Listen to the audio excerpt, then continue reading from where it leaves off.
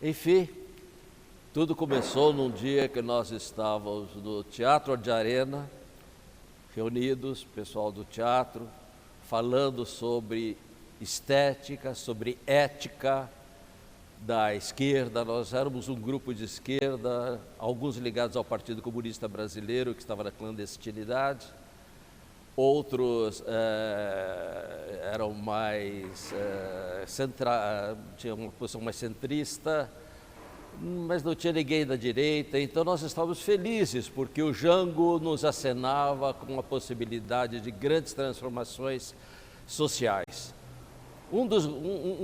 Alguns elementos do nosso grupo, naquele dia de final de março, foi a Brasília para conversar com o Jango a respeito de uma série de reivindicações da classe teatral e do movimento político ligado ao apoio a ele. E lá se foram eles para Brasília e nós ficamos aguardando no Teatro de Arena. Enquanto isso discutíamos ética marxista, discutíamos estética do ponto de vista do socialismo realista, do realismo socialista, melhor dizendo, que era a ideia de revolução nas artes da União Soviética, que era um lixo, mas nós não percebíamos que era um lixo até então. Então nós estávamos discutindo isso, alguns incomodados com aquela ideia um pouco autoritária da União Soviética. Nós estávamos nessa discussão quando chegou de volta de Brasília um companheiro eufórico e nos disse assim: o presidente nos recebeu, o João Goulart, e nos disse: se o Congresso não apoiar a legalização do Partido Comunista Brasileiro, eu fecho aqueles 2 croquetes. E nós ficamos eufóricos com aquela coisa. O presidente dizia que fechava o Congresso Nacional se não legalizasse o Partido Comunista Brasileiro. Houve uma euforia nossa naquele momento. Nós queríamos liberar o Partido Comunista, porque muitos de nós éramos do partido. Então o Partido Comunista em Ação seria mais uma força democrática, por enquanto seria democrática, com a intenção de lutar contra uma possível tentativa da direita tomar o poder. Então nós ficamos eufóricos, alguns até sugeriram que a gente cantasse a Internacional, mas aí ninguém entrou nessa não, porque era demais. Aí estávamos contentes quando ouvimos falar naquelas marchadeiras que vinham aqui, vinham marchar, aquelas mulheres que saíam às ruas com terços, estimuladas pelos militares, aquele bando de mulheres que nós gozávamos, nós achávamos engraçadíssimas, mulheres marchando com a família, com Deus pela liberdade. Eles consideravam o João Goulart um homem perigoso para as intenções da direita. Então havia esse contraponto forte entre uma euforia de legalização do Partido Comunista Brasileiro, a legalização dos programas muito populares do João Goulart, a ligação com o Juscelino Kubitschek. Isso tudo já havia muito claro, um painel mais ou menos claro do futuro, quando, para nossa surpresa, amanhecemos o dia 1º de abril com o golpe militar, ou seja, o Jango foi deposto pelas forças militares, teve que sair às pressas de Brasília, tomou um avião, foi para o sul, onde estava o Brizola, tentava uma resistência através do apoio do Exército do Rio Grande do Sul, mas isso acabou se esvaziando no nada e o general Castelo Branco tomou posse. E nós ficamos perplexos e entendemos como nós estávamos alienados, não estávamos entendendo a nossa própria realidade. Nós que estávamos naquele teatro discutindo problemas de ética e de estética de esquerda, estávamos agora submetidos a uma força de direita terrível que só a partir dali começou uma censura violenta. Então, do nosso debate com a censura, algumas vezes a gente conseguia alterando alguns detalhes da cena, conseguimos liberar. Outras vezes, e a maioria das vezes, não. Eram censuras ridículas, às vezes uma pequena palavra era considerada um absurdo. Por exemplo, cocô. A palavra cocô, que eu usei na novela Escalada, porque era até com certa ternura que eu usei essa palavra. Era uma criança que fazia um cocô lá, qualquer coisa assim, e usava essa palavra. Eles não admitiam essa palavra porque eles viam cocô como uma coisa de um péssimo gosto, que não poderia ser pronunciado. Isso em 1975 já, na época da Escalada. Então, coisas desse tipo, ridículas como são, estão até registradas nos anais e nos arquivos da ditadura. É impressionante, é ridículo, mas é verdade.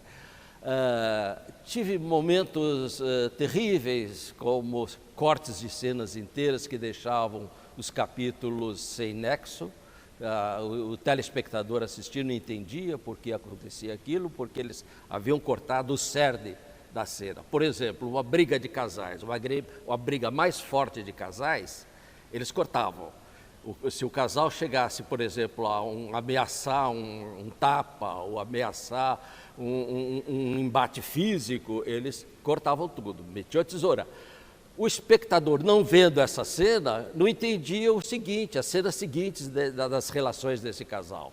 O casal ficava meio nublado para o espectador não entendia bem, por que esse casal está vivendo dessa forma agora, por que eles não estão se entendendo, porque não viram aquela cena que foi cortada pela censura. Isso era muito comum a todo momento.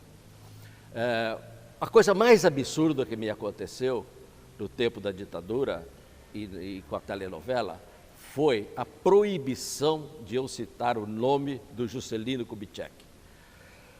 O presidente Juscelino foi o homem que construiu Brasília. A minha novela Escalada falava sobre a construção de Brasília. O personagem do Antônio Dias, vivido pelo Tarcísio Meira, ele se engaja na construção da cidade. Ele é empregado de uma construtora que está construindo alguns prédios de Brasília. Então ele vai para o Planalto Central construir a cidade. E havia uma euforia dos candangos, aquela cidade nascendo do nada. Brasília era uma coisa épica, maravilhosa, né? Uma cidade linda, né? Com um projeto fantástico do Lúcio Costa, um projeto dos prédios do Oscar Niemeyer, coisa de gênio, né? A cidade nascendo do nada. Eu estive lá quando a cidade estava nascendo do nada. Então eu tinha isso na minha memória, eu queria falar sobre isso. E eles não deixavam eu citar o nome do homem que estava construindo Brasília, eu não podia citar o nome do Juscelino. Aí eu falava JK, também não podia. Eu disse, eu vou usar Nonô, que era o apelido da juventude do Juscelino. Também não podia nada. É como se o Juscelino não pertencesse à história do Brasil.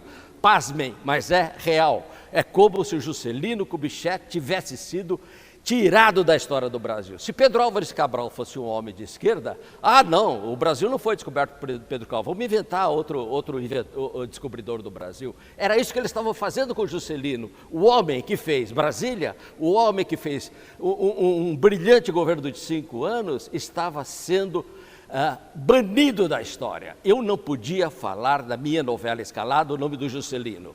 O próprio Juscelino ficou perplexo e me convidou para jantar com ele. Ele queria me conhecer. E aí, uma noite inesquecível para mim, eu fui à casa dele, ao apartamento dele no Rio de Janeiro, e nós jantamos. Jantei com o Juscelino, Dona Sara e a minha mulher e uma atriz, Luiz Helena, que era amiga da Dona Sara. Ela que fez o meu encontro com o Juscelino. E passei ali uma noite inesquecível, histórica para mim. Uma noite em que eu pude dialogar com o presidente e dizer a ele, né, o meu desespero por não citar e não homenageá-lo na construção de Brasília. Num determinado momento chegou a hora da novela. Nós fomos, de certa forma, convidados para assistir a novela e depois jantar. Então nós assistimos juntos o capítulo. Para azar meu, naquele dia, ia para o ar um capítulo que falava sobre a dificuldade da exportação do café pelos cafeicultores, porque havia um imposto novo, taxado pelo governo, e o governo era o Juscelino naquele momento, a história se passava naquela época.